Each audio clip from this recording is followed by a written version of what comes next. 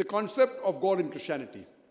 Before I discuss the concept of God in Christianity, I would like to make a few points clear.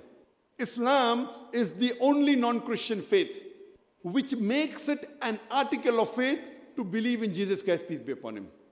No Muslim is a Muslim if he does not believe in Jesus Christ, peace be upon him. We believe that he was one of the mightiest messengers of God.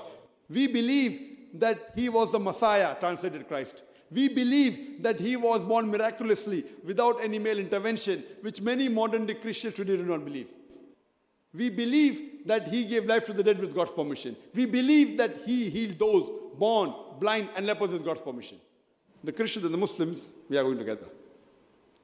But one may ask, then where is the parting of ways? The parting of ways is that most of the Christians believe that Jesus Christ, peace be upon him, was Almighty God, and he claimed divinity. In fact, if you read the Bible, there is not a single unequivocal statement in the complete Bible where Jesus Christ, peace be upon him, himself says that I am God, or where he says worship me.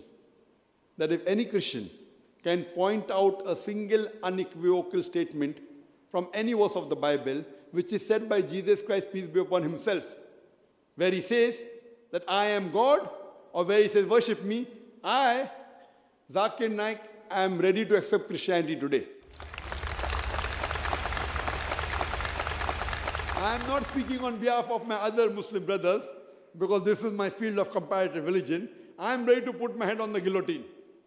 If any Christian can point out from any version of the Bible a single unequivocal verse in the Bible, a single unambiguous verse in the Bible where Jesus Christ, peace be upon himself, says that I am God, or where he says worship me, I am ready to accept Christianity.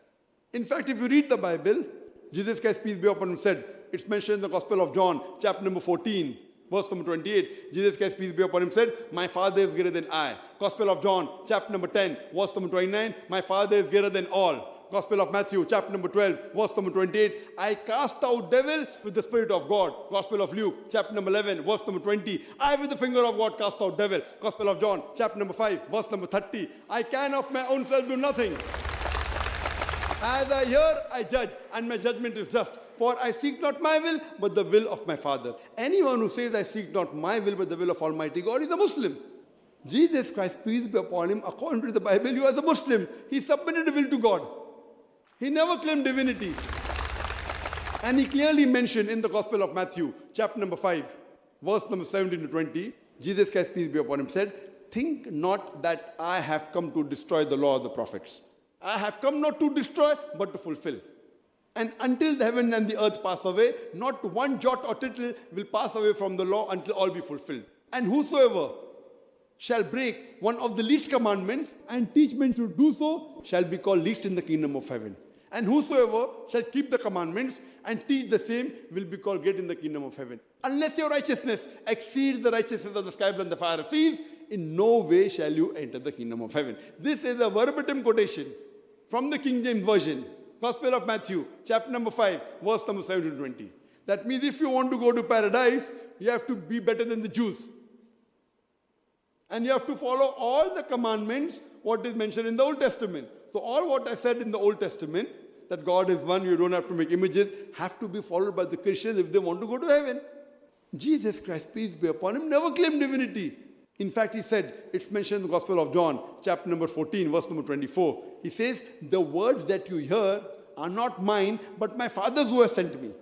It's mentioned in the Gospel of John, chapter number 17, verse number 3. Jesus Christ, peace be upon him, says, this is life eternal, so that you may know one true God and Jesus Christ who thou hast sent. It's mentioned in the Gospel of Matthew, chapter number 19, verse 16 and 17. Once a man approaches Jesus Christ, peace be upon him, and tells him, good master, what good things should I do so that I will enter eternal life, so that I'll go to paradise?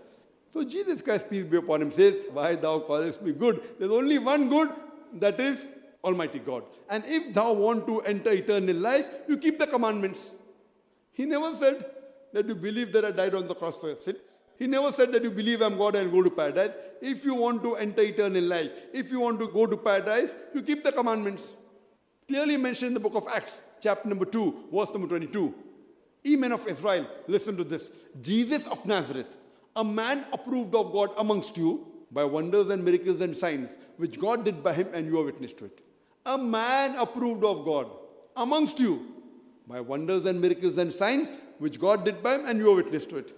When Jesus Christ, peace be upon him, was asked, that which is the first of the commandment, he repeated verbatim what was said by Moses, peace be upon him. It's mentioned in the Gospel of Mark, chapter number 12, verse number 29, where Jesus Christ, peace be upon him, says, Shama Israelo, Adnai ilahain adnai echad.